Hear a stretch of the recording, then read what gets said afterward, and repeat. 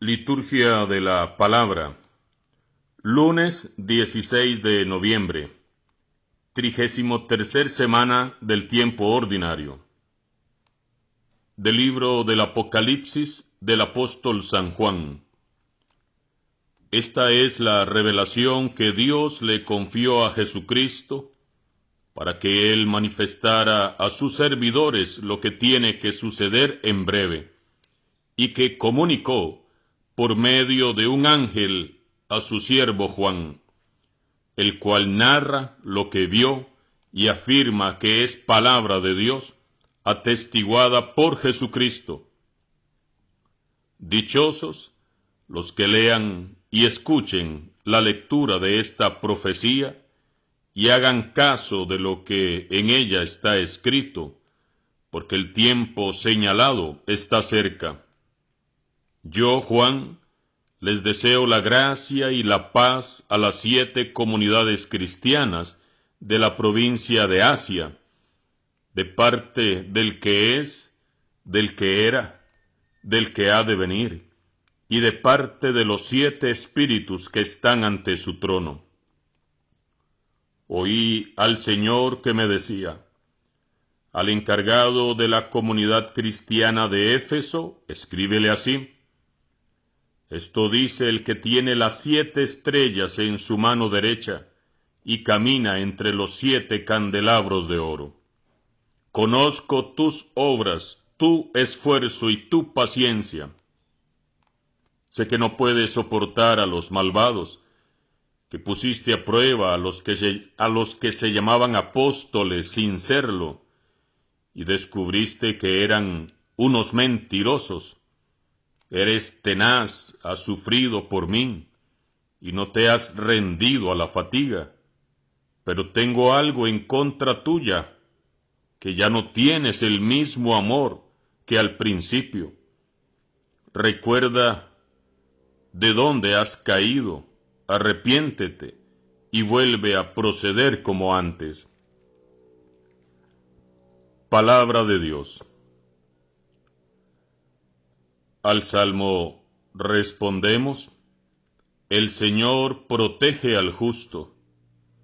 Dichoso aquel que no se guía por mundanos criterios, que no anda en malos pasos, ni se burla del bueno, que ama la ley de Dios y se goza en cumplir sus mandamientos. El Señor protege al justo. Es como un árbol plantado junto al río, que da fruto a su tiempo y nunca se marchita. En todo tendrá éxito.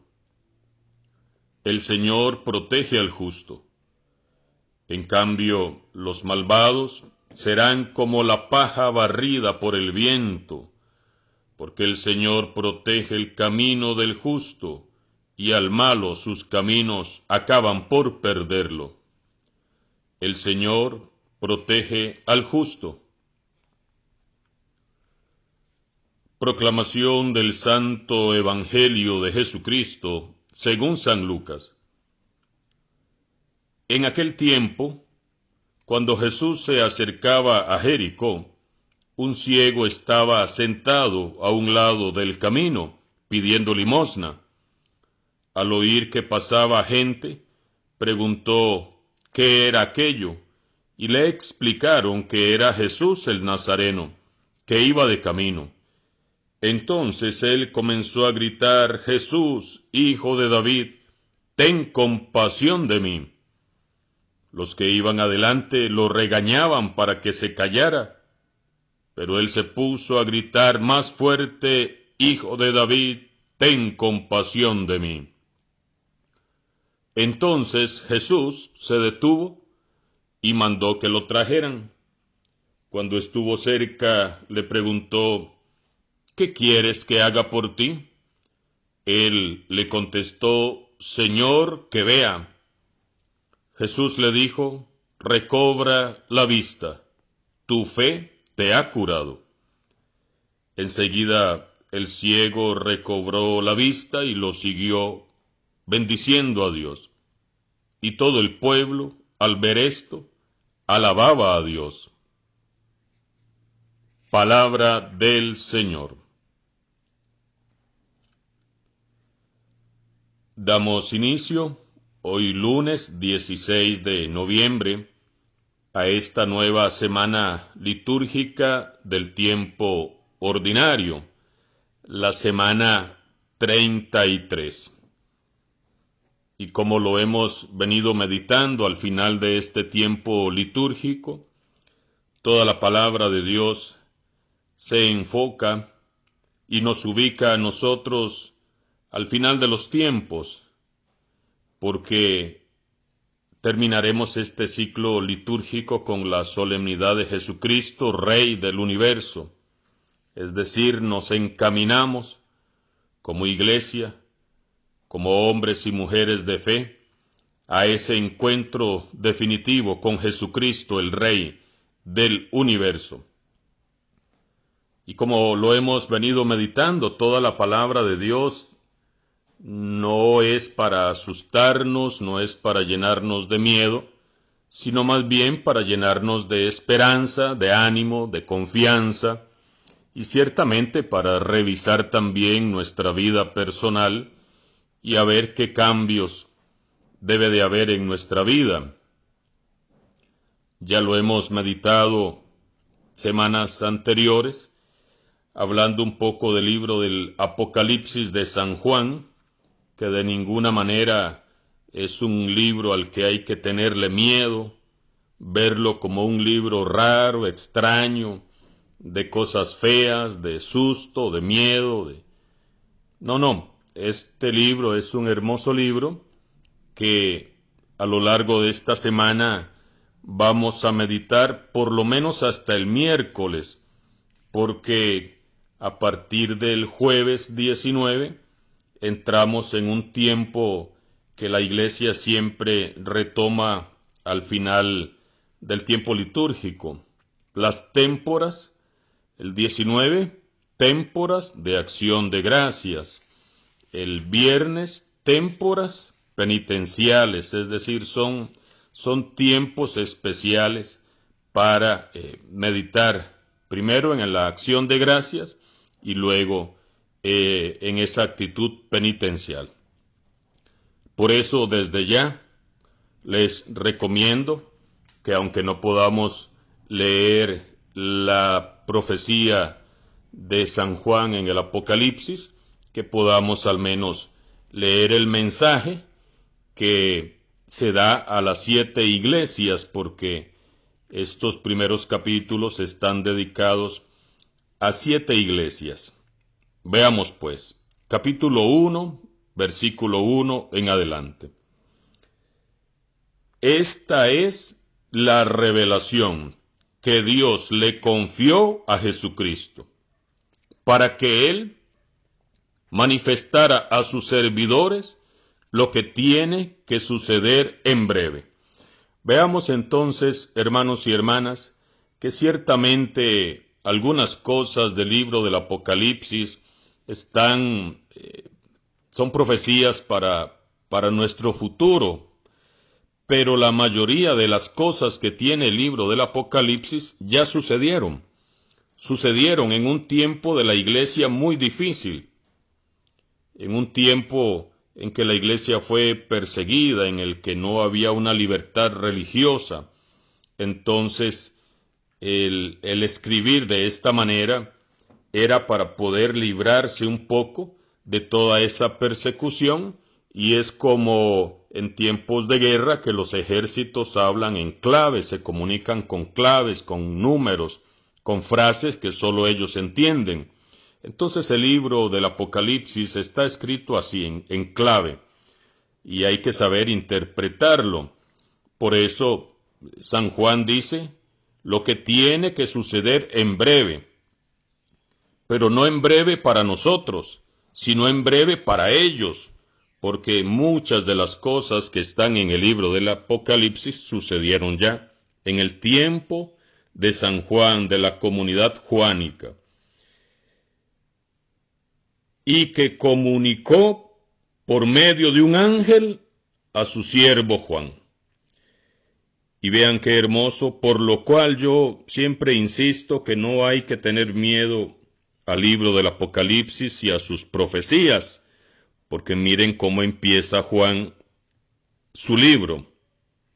Dichosos los que lean y escuchen la lectura de esta profecía. Dichosos, es decir, si leemos este libro apocalíptico del Apocalipsis, vamos a ser dichosos, vamos a ser felices, vamos a ser bienaventurados. No es para que nos llenemos de miedo ni de terror. Leer estas profecías deberían darnos alegría, sentirnos dichosos, bienaventurados. Dichosos los que lean y escuchen la lectura de esta profecía. Pero no solamente dichosos los que lean y escuchen, sino que también que hagan caso de lo que está escrito. Porque el tiempo señalado está cerca. ¿Cerca para nosotros? No, cerca para la comunidad de Juan en ese tiempo. Entonces, hermanos y hermanas, con esa actitud es que debemos de leer el libro del Apocalipsis, sintiéndonos dichosos, pero también llamados a ser obedientes, a hacer caso de lo que está escrito. Yo, Juan, les deseo la gracia, la paz a las 7 comunidades cristianas de la provincia de Asia. Entonces veamos que hay unos destinatarios específicos. Son las comunidades cristianas de la provincia de Asia. Este libro está dirigido a ellos, a estas comunidades cristianas de la provincia de Asia. Por supuesto, toda la palabra de Dios está dirigida a nosotros hoy, pero tiene unos destinatarios específicos. Y a cada iglesia, a estas 7 comunidades cristianas de esta provincia, Dios les da un mensaje. Y sí me gustaría mucho que se leyera el mensaje que da a las 7 iglesias, para que podamos nosotros sacar el mensaje y hacerlo vida hoy. Porque ese mensaje que Juan en el Apocalipsis da a las 7 iglesias puede ser muy bien para nosotros hoy, para nuestra iglesia hoy. Entonces, este lunes empezamos con la primer comunidad a la que se le escribe. Al encargado de la comunidad cristiana de Éfeso, escríbele así: conozco tus obras, tus esfuerzos y tu paciencia. Eres tenaz, has sufrido por mí, no te has rendido a la fatiga. Entonces veamos cómo primero empieza diciendo todas las cosas buenas que tiene esa comunidad cristiana. Conoce el Señor Dios sus obras, sus esfuerzos, su paciencia. Es una comunidad tenaz, ha sufrido por el Señor, no se ha rendido a la fatiga. Primero le hace ver las cosas bonitas, las cosas buenas, pero le advierte que le falta, que hay algo que no está haciendo bien. Pero tengo en contra tuya que ya no tienes el mismo amor que al principio. Has ido perdiendo el primer amor. Has ido perdiendo esos sentimientos de amor que tenías al principio. Recuerda de dónde has caído. Arrepiéntete y vuelve a proceder como antes. Por eso es que San Juan al principio ha dicho: dichosos los que lean y escuchen, pero al mismo tiempo, dichosos los que hagan caso de lo que está escrito. Es decir, asumiendo nosotros este texto hoy en día, para nuestra iglesia y para nosotros, debemos de reconocer que muchas veces nosotros como cristianos también hemos ido perdiendo ese amor que al principio quizás teníamos a la iglesia, a Jesucristo, tal vez después de un retiro, después de un cursillo de cristiandad, después de una hora santa, después de una misa en donde se encendió el fuego del amor a nuestro Dios, y quizás, como no hemos sabido mantener vivo ese fuego del amor a Dios, se va apagando. Y como lo hemos meditado en otras ocasiones, dejamos de orar, dejamos de ir a misa, dejamos de confesarnos, los que pueden hacerlo, dejamos la oración de lado, dejamos la lectura de la palabra de Dios y claro, nos vamos enfriando.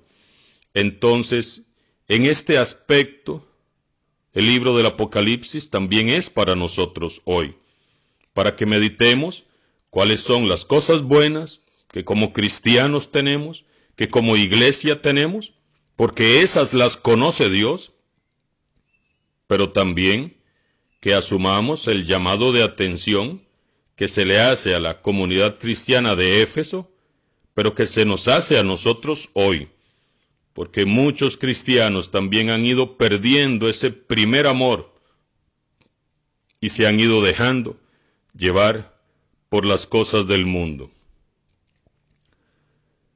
Por otro lado, nos vamos ahora al capítulo 18 de San Lucas, un hermoso texto también de una sanación de un ciego. Un ciego estaba sentado a la orilla del camino, pidiendo limosna. Al oír que pasaba gente, preguntó qué era aquello. Esto nos da a entender que este hombre, que está ciego, no conocía del todo a Jesús. O que quizás alguien le había hablado de él. O que quizás alguien le había comentado algo de quién era Jesús. Porque cuando le explican que era Jesús el Nazareno, este hombre comenzó a gritar: Jesús, hijo de David, ten compasión de mí. Es decir, este hombre ciego reconoce la oportunidad que tiene en este momento. Jesús está pasando. Jesús está pasando por ahí, como dice un canto. Y él, como ciego que es, que no puede de repente andar ahí con la muchedumbre que sigue a Jesús, aprovecha el momento oportuno. Jesús, hijo de David, ten compasión de mí. Hermanos y hermanas, nosotros no podemos dejar pasar por alto este momento de nuestra vida en la que Jesús pasa por nuestra vida. No podemos dejar que Jesús pase y se vaya sin antes nosotros haber clamado: Jesús, hijo de David, ten compasión de mí. Compadécete, siente pasión con nosotros, por mí. Los que iban adelante lo regañaban para que se callara. Y si pudiéramos detenernos solamente a meditar estos versículos del capítulo 18, pasaríamos mucho tiempo meditándolo, porque tiene muchos elementos, porque tiene mucha riqueza. Por ejemplo, estos que regañan al ciego para que se calle, podríamos decir: ¿cuánta gente sigue a Jesús, sirve en la iglesia, está dentro de la iglesia, pero con esta actitud, regañando a todo mundo, apartando a los que quieren acercarse a la iglesia? Hay gente así, yo la he visto. Hay gente que ya se adueñaron de la iglesia, de las cosas de Dios, y si viene un pobre y si viene un pecador, entonces lo regañan. ¿Y usted quién es? ¿Y usted qué está haciendo aquí? ¿Y a usted quién le dijo que comulgara? ¿Y a usted quién le dijo que podía venir a misa? Y así cantidad de experiencias en las que los que estamos más cerca de Jesús muchas veces impedimos que otros se acerquen. ¿Será porque nos sentimos muy buenos o dueños de Dios y dueños de la iglesia y dueños de todo?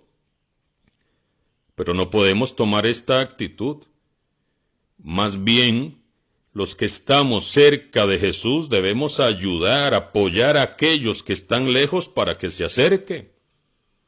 Qué diferente hubiese sido si estos que iban cerca de Jesús, acompañándole, cuando escuchan que el ciego empieza a gritar, más bien se hubieran ido a donde Jesús y decirle: Señor, mira, aquí hay un ciego, te llama, ven, atiéndelo. Pero no, van y lo regañan para que se calle. Así hay mucha gente en la iglesia, regañando a los demás para que se callen, para que se vayan, para que no vengan.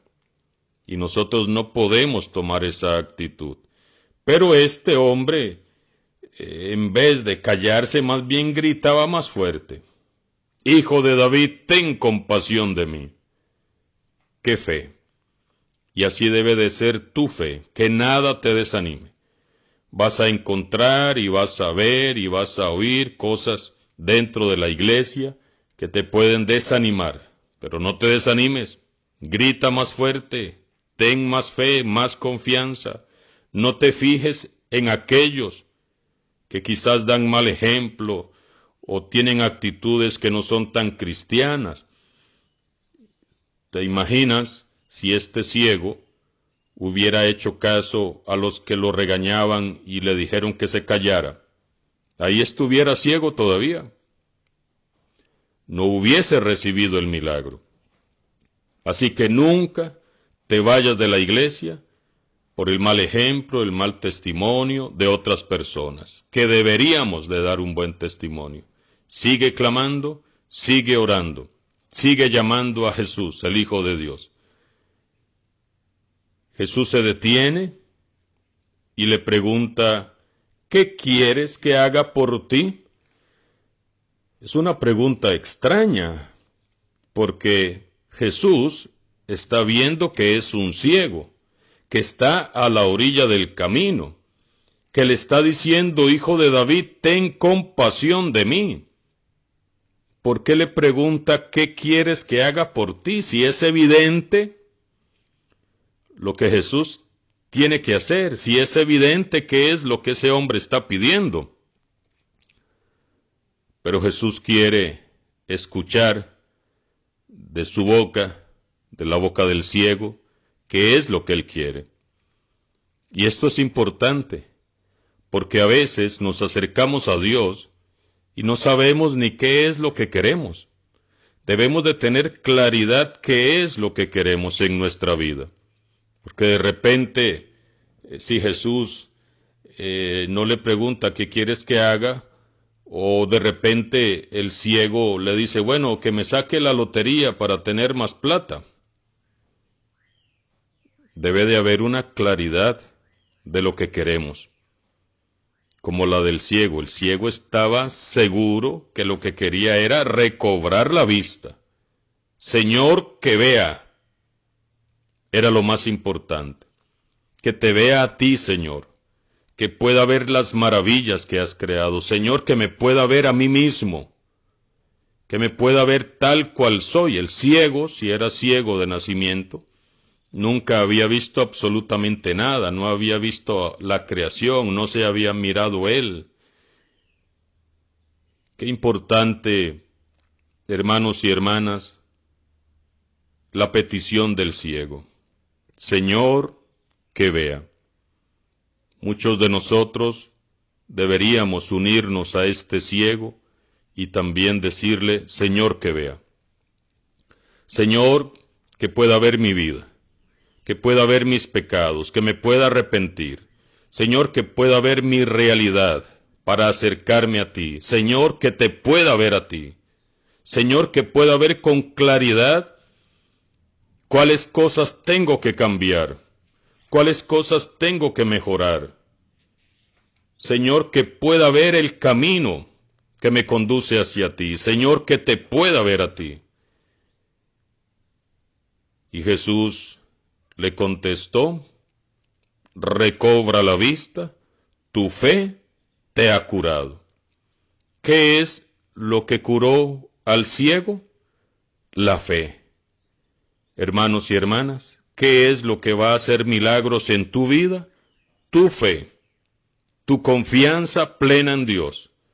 Así que pidámosle en este primer día de esta nueva semana que el Señor nos permite vivir, compartir, celebrar. Pidámosle que como el ciego del camino, nos ayude a nosotros a ver con claridad el camino, a verlo a Él, a ver nuestra situación personal, a ver con claridad las decisiones que debemos de tomar.